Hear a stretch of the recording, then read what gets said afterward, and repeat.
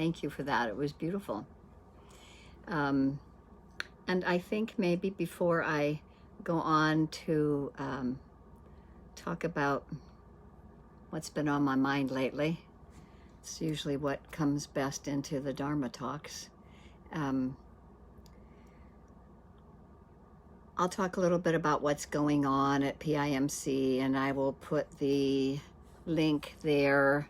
Oops, that went to Jonas personally. Never mind. Let's go back to everyone. And here is the link for portlandinsight.org, as many of you probably know and go to it, but for those that might be new, I just want to mention that Jim is actually going to do another half day of Qigong coming up on July 24th. So you can look forward to a half a day with him almost every month. And on August, I believe it's 7th, the first Saturday of each month, we do a day long or a half a day long. And I'm going to be doing the one coming up this next month. So I hope you'll consider joining. You'll see an option for that, I think, on the website at some point in time coming up.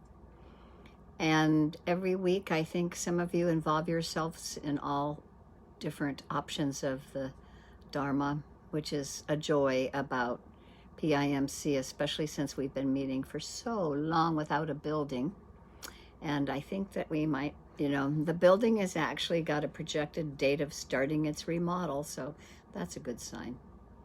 But for now, we continue this joy of meeting in our technology lives, and Jim does a group on Monday nights, and on Wednesday night, Gregory Malouf has a group, Wednesday Wake Up, and on Thursday, Doug has the Heart of Freedom.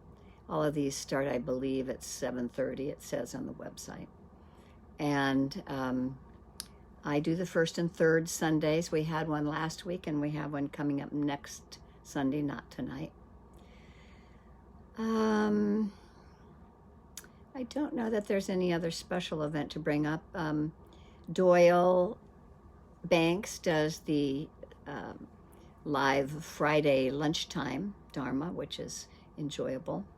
He just finished a series, so I don't know what he's going to do next, but that gives you a few options for us all to continue staying connected as best we can in these challenging times of now mixing real life, now that we're inching our way out back into real life, and the Zoom life, which continues, which I happen to enjoy because people from all over can join in. Some of you might know that I went to Cloud Mountain for a week-long retreat with Kamala Masters, and I got back from it about a week ago now. It's really interesting expectations about how things will be, and then how things actually are, and then adapting to that also. Oh, I'm just going to mention here, because Joan typed it in, that Gregory's taking a break through July and August from his Wednesday Wake Up. So I think that that's not happening for a while. So, yes, there it is, impermanence and change and expectations sometimes. And there are so many different ways to talk about the Dharma, but for me, it really comes back down to the impermanent nature of things. And in my going to this retreat last week, and I was assisting, a lot of things came up really fast that were change, that required quick thinking and change. Not the least of which was the air conditioning unit, when it was 108 degrees, went out in the dining hall. And, managing with people so that they could eat and, well, eating was happening outside anyway because of the protocol, but sleeping was difficult, and being there and available for so much change happening, and noticing what was going on in my mind while I was, doing my duty and responsibilities of managing the retreat.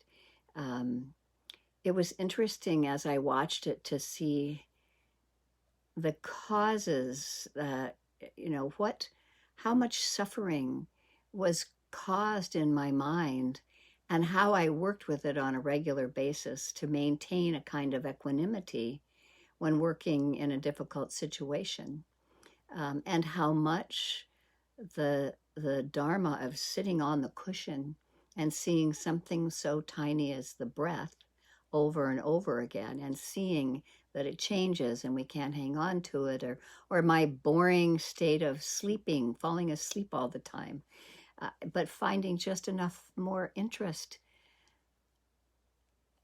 in what's happening in the very present moment, whether it's sitting and seeing for myself how things change, or whether it's in the busy world of being the retreat manager. The Wi-Fi had gone out. Well, they didn't have good Wi-Fi. I brought a cat cord to have a hard wire, and the internet was basically unreachable. And so we changed to a hotspot on our phone and plugged the phone into my computer. We couldn't do Zoom. Zoom didn't come in. So I used my phone and a hotspot and FaceTime to let students have live interviews on FaceTime with the two teachers that were on Maui. And then they had an interview with Kamala there at the retreat site. So all of this is just to talk about how constant change is so, it's a central, it's a central feature of our life. And sometimes it can be exhilarating, sometimes it can be frightening, sometimes it can be exhausting, which I noticed it was there at the retreat for me.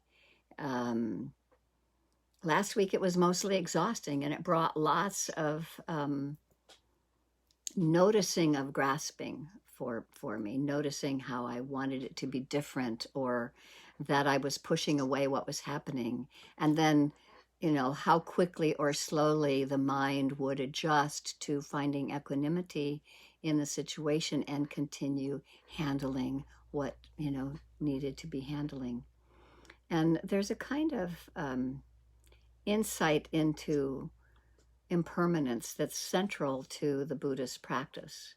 And the Buddhist practice points us toward becoming equanimous in the midst of change, and wiser in how we can respond to what comes and goes. And I mean, in fact, really, I think it could almost be seen, Buddhism can almost be seen as, one extended meditation on transience as a means to freedom. Some of you might have heard the Buddha's last words. There's a couple of common quotes, but one of them is, "All conditioned things are impermanent." Last words, all conditioned things are impermanent. Strive on with diligence. And impermanence it wasn't unique at the time of the Buddha. It's not unique to Buddhist insight that many religions have grappled with impermanence and suffering, and some spiritual traditions equate the world of impermanence with suffering. And for these, the solution to suffering is to transcend the world of impermanence. But the Buddha's approached suffering differently. He said that suffering is not inherent in the world of impermanence, but that suffering arises when we cling. And when clinging disappears, then impermanence doesn't give rise to suffering anymore. And this was something that I noticed as I began embracing what all was in front of me at the retreat, that if I didn't cling to what I wanted to be happening, like if I didn't cling to my upset and aversion that the internet wasn't working when I had tested it the week before, or all of the storylines that went into my head, why can't they get it fixed, they've been dealing with this forever. There was lots of suffering that I was creating because I was clinging to wanting something to be different. And it really was helpful to begin to have some equanimity really arise, so that I wasn't really clinging so hard to it, and then I wasn't suffering about it, not as much. And by this practice and by direct understanding, the solution to suffering is to end clinging, and not to try to escape from the transient world, but to end the grasping that we're doing. And it's possible to find ease and grace in this world of constant change. It's possible to trust the mind of non-clinging, and to find our liberation and our freedom within the world of impermanence, because that's what we're living in. And one means of reducing clinging is to see the changing nature of what we cling to. So it begins to bring insight to show us the futility of trying to find lasting happiness in what is impermanent. And it can encourage us to examine deeply why we cling.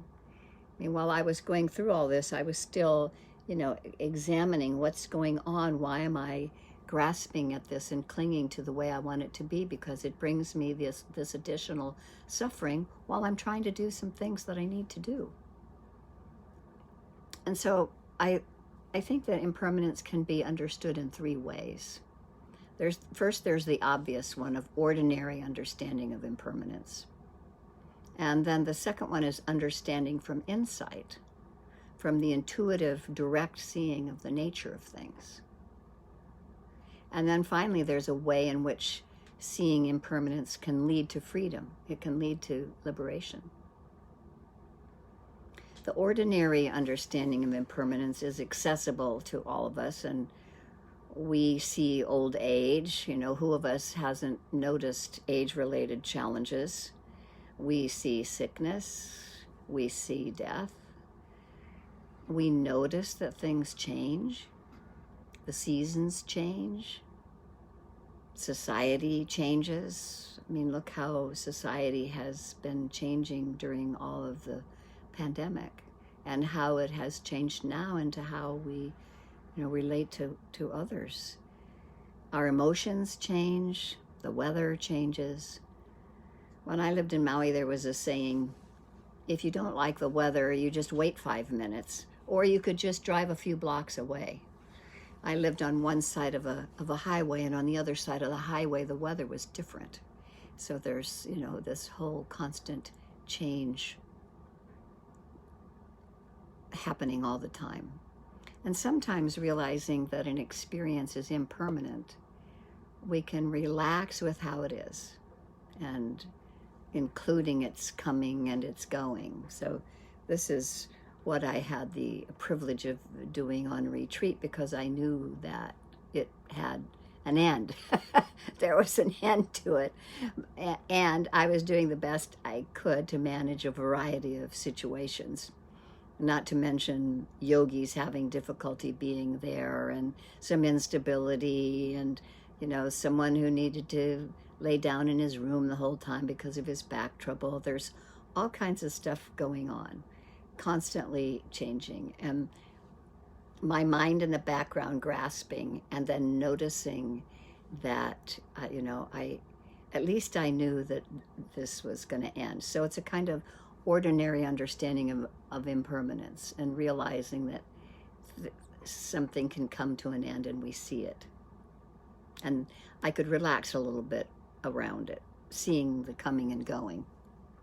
And other times seeing that change is inevitable helps us to let go of the clinging to how things are or our resistance to change. How many of us have seen the process of our lives, perhaps the product of aging, and where we know we aren't going to use some of those items we used to use. And I mean, I can think of my own home situation, downsizing many of the items I used to value and use. Or, I was telling you earlier about our garage sale going on, tools that can no longer be used because of the aging body and changes in what's happening from past professions. So this is inevitable change. And sometimes recognizing that we're all equal in being subject to aging and sickness and death is a basis for compassion. While we might intellectually understand the fact of impermanence, we may not really believe it. It's hard to believe that. You've maybe read from the Mahabharata, when Yudhisthira was asked, what is the greatest wonder in the world? And he replied, people see death all around them, but they don't believe they're going to die themselves. This is the greatest wonder. And when we're younger, of course, we know that we're going to die. It's an idea. But I lived my life as if I would live forever at the time. And then wisdom comes as we age, and it's not just from life experience, but it's also from increasing awareness that our lives will end. And it gets harder and harder to avoid this realization when what remains of our expected lifetime gets shorter. And this often encourages folks to look closely at their priorities and their values. Opening to the ordinary level of impermanence.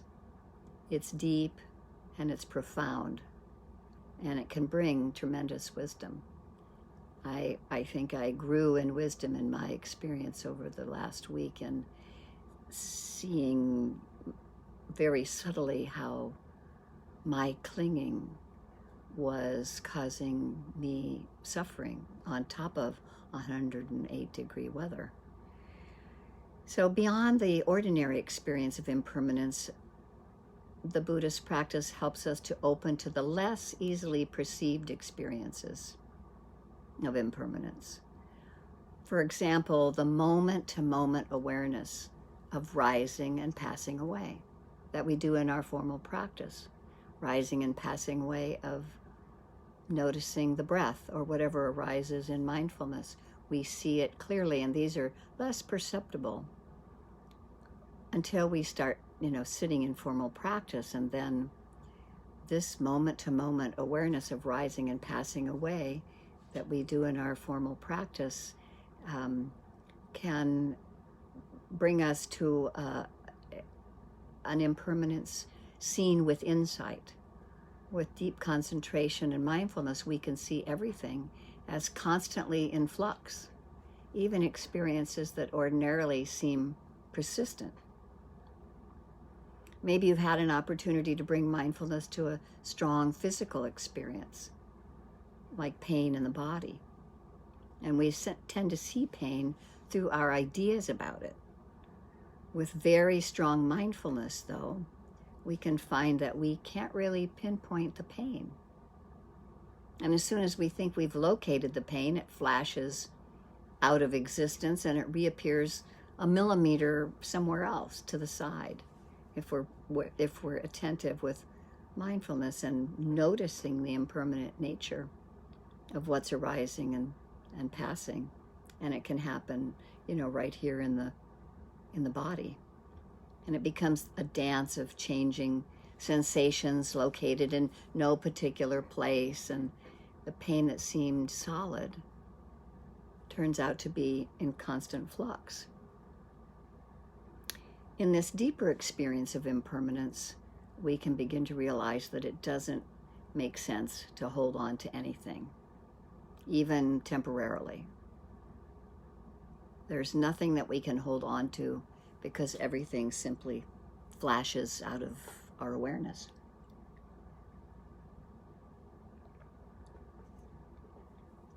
And we also realize that our clinging and resistance has very little to do with the experience itself. We mostly cling to ideas and concepts, not things or experiences in and of themselves. So I was clinging to various ideas of how I wanted things to be. Where was the HVAC person? Why couldn't they be there to fix the air conditioning? Where was the technical person? What was happening with the Wi-Fi? Why did my phone keep blanking out sometimes on its hotspot? So there's all kinds of clinging and resistance that I had that really didn't have anything to do with the experience. Not really. Like, we don't cling to money, but we cling to the idea of what money brings to us. And we may not resist aging as much as we resist letting go of cherished concepts of ourselves and our bodies.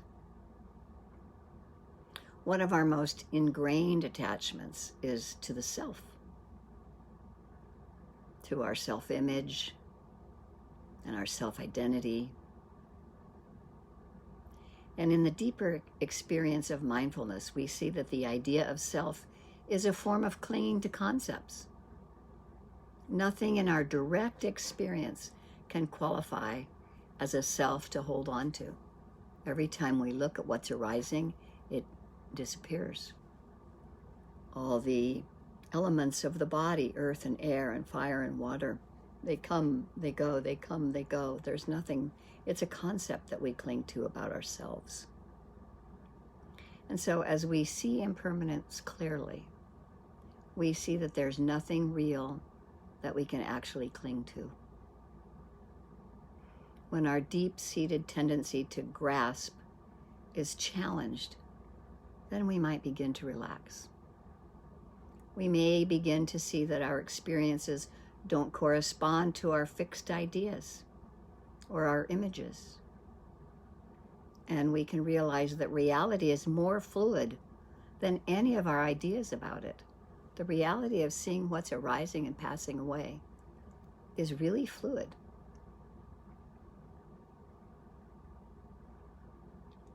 Confronting impermanence profoundly in this meditative way can open us up to liberation. And that third, the liberated level of impermanence, is the movement toward letting go at the deepest level of our psyche. You've probably heard the quote from Ajahn Chah when he said, "If you let go a little, you'll have a little peace. If you let go a lot, you'll have a lot of peace. If you let go completely, you'll have complete peace." This is called Mahasukha. Mahasukha, the greatest happiness. Maha is great, Sukha is happiness. A happy comfort of body and mind. If we let go, we can experience complete peace. And that is what is referred to as the only happiness that's ultimately reliable. Like I said at the end of the meditation, all things arise and pass away. And seeing this clearly with mindfulness brings the greatest happiness, which is peace. And part of this balancing of seeing what's happening has to do also with equanimity. I brought this to my experience in realizing that the offensive actions that were, performed or not performed by these other beings around me, like where were they, etc. So, you know, where's the tech guy? Where's the HVAC guy? Blah, blah, blah going on in my mind, causing these oscillations in my mind stream. And when the mind oscillates like that, it's impossible to practice, you know, the real requisites of awakening. And this can be seen so directly.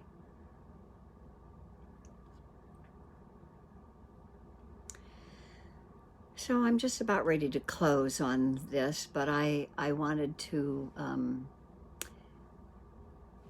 read a poem by Jennifer Wellwood. It's called The Dakini Dances. Let's grieve our losses fully, like ripe human beings. But please, let's not be so shocked by them. Let's not act so betrayed, as though life had broken her secret promise to us. Impermanence is life's only promise to us. And she keeps it with ruthless impeccability. To a child, she seems cruel, but she is only wild, and her compassion exquisitely precise. Brilliantly penetrating, luminous with truth, she strips away the unreal to show us the real. This is the true ride. Let's give ourselves to it. Let's stop making deals for a safe passage. There isn't one anyway, and the cost is too high. We're not children anymore. The true human adult gives everything for what cannot be lost.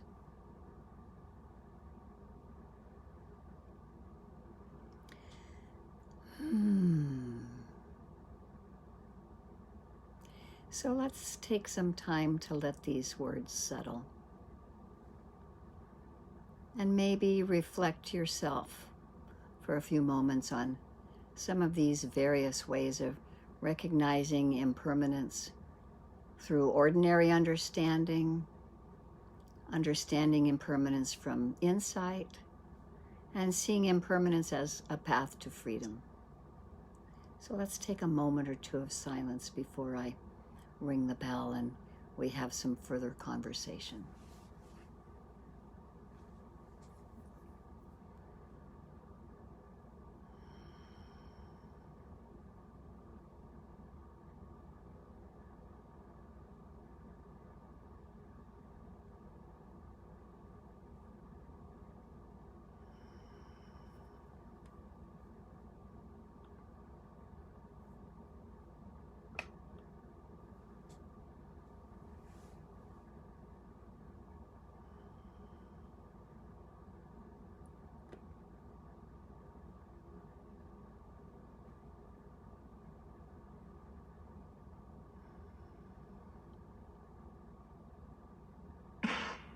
And this last quote that I'm going to share is for you, Eileen. It's from Pema Chodron. It's for everybody else too. We try to recreate ourselves when things fall apart. We return to the solid ground of our self-concept as quickly as possible.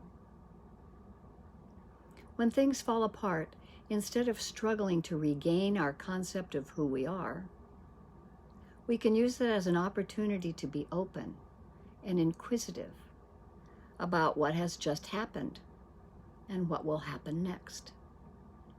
This is how we turn this arrow into a flower.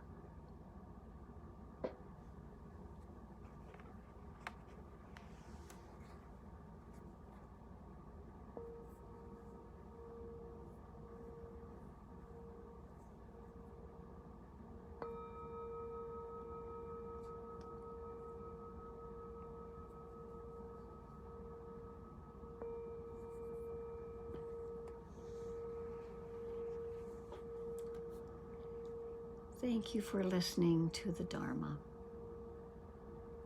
And as we open up for sharing, think about ways you might have seen impermanence in your lives.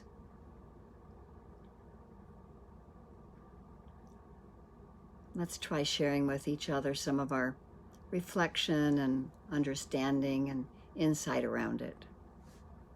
From something small or subtle, or something larger, more obvious, ordinary.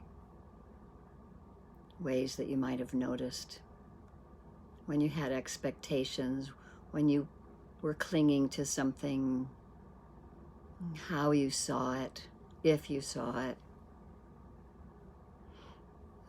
So I'll just open up the floor. I'll say goodbye to the Facebook people so that we can have our own conversation. And I'll put in the Facebook Live chat feed later opportunities to sit with me at other times